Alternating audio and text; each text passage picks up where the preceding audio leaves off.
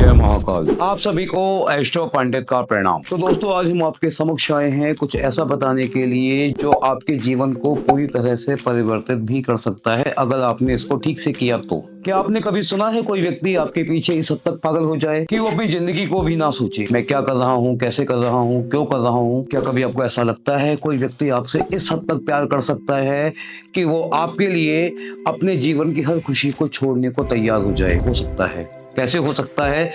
तंत्र की सहायता से, मंत्र की सहायता से, यंत्रों की सहायता से। तो आज मैं आपको वशीकरण का एक ऐसा विधान बताने जा रहा हूं जिस विधान को करने के बाद कभी भी ऐसा नहीं होगा कि आपका कार्य सिद्ध ना हो। कोई भी व्यक्ति जिससे आप प्रेम करते हैं लेकिन वो व्यक्ति आपके लेवल का होना चाहिए। तो अब मैं उस विधान को बताने जा रहा हूं जो विधान आपके जीवन में प्रेम को पूरी तरह से प्रदान कर सकता है। बहुत ध्यान से सुनिए। शनिवार की रात को ठीक 11:30 बजे आप काले रंग का कोई भी वस्त्र अपने कंधे पे डाल लीजिए और तिलक लगाइए लाल रंग का तिलक लगाने के बाद आपको क्या करना है, अपने समक्ष एक चौकी रखनी है। चौकी के ऊपर आपको आटे के 4 पुतले बनाने हैं। चारों पुतलों के ऊपर थोड़ा थोड़ा सिंदूर छिड़क दीजिए। सिंदूर छिड़कने के बाद उसकी नाभि होती है, नाभि, पुतले की नाभि, उसके ऊपर एक एक गोमती चक्र स्थापित कर दीजिए। गोमती चक्र स्थापित करने के बाद बिल्कुल बीच में एक दीपक जला दीजिए। तो दीपक के प्रज्वलित होने के बाद आपको लेनी है एक रुद्राक्ष की माला या लेनी है एक रोज क्वार्ट्ज की माला। अब आपको जो मंत्र पढ़ना है उसको सुनिए। ओम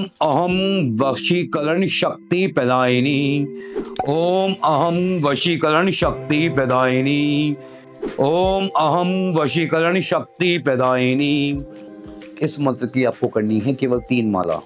जब 3 माला आप कर लें तो जिस स्त्री या पुरुष का वशीकरण करना चाहते हैं उसकी फोटो को लीजिए।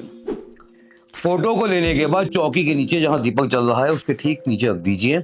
उसके नीचे ही आनी चाहिए, दीपक के नीचे। ध्यान सुन लीजिएगा। अब आपको क्या करना है, 21 केले लेने हैं, 21 केले, और उन केलों को चौकी के ऊपर रख देना है। पुतले के ऊपर भी, चौकी के ऊपर भी, और दीपक के चारों तरफ पे बिछा दीजिए। अब आपको क्या करना है, थोड़ी सी लेनी है हल्दी, और हल्दी में मिलाना है क्या, सरसों का तेल। दोनों को मिला लीजिए और उससे उन पुतलों के ऊपर लेपन कर दीजिए। और लेपन करते हुए क्या बोलेंगे, शक्ति शक्ति शक्ति, बस हर पुतले पे 3-3 बार। ठीक हो गया। अब आप क्या करेंगे, अब आप दोबारा लेंगे रुद्राक्ष की या वो माला जो मैंने बताई थी रोज क्वार्ट्ज की। उस माला को लेने के बाद क्या कहना है, ओम नमो भगवती महासुंदरी मम कार्य सिद्धि में कुरु मम प्रेमी। अगर आपका प्रेमी है तो प्रेमी, प्रेमिका है तो प्रेमिका, प्रेमिका अमुक, अमुक के स्थान पर उसका नाम लेना है। वशमानये कुरु में स्वाहा।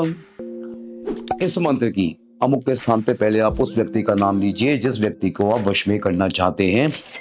21 माला का जाप कीजिए। 21 माला का जाप करने के बाद इस सारी सामग्री को दीपक के शांत होने के बाद उसी वस्त्र में, जो वस्त्र आपने चौकी के ऊपर बिछाया था काले रंग का, लपेट दीजिए।